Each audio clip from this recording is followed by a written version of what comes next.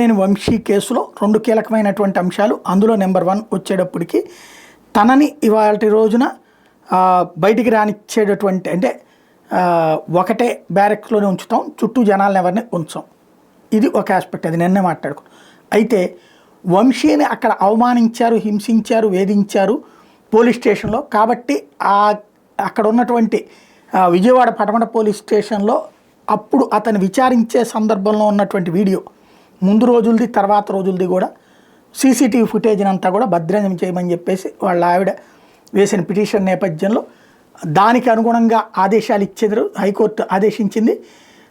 తన భర్త అరెస్ట్ అక్రమం నిరూపించేందుకు ఆధారమైన Vijayawada Patamata police station CCTV ఫుటేజ్ని భద్రపరిచేలా పోలీసులు ఆదేశించాలని కోరుతూ వంశీ సతీమణి పంకజశ్రీ హైకోర్టులో వేసిన పిటిషన్ నేపథ్యంలో సోమవారం మరోసారి విచారణకు వచ్చిన నేపథ్యంలో పిటిషన్ తరపున పిటిషనర్ తరపున న్యాయవాది ప్రభుత్వ ప్రత్యేక న్యాయవాది యతీంద్ర దేవులు వాదనలు వినిపించారు.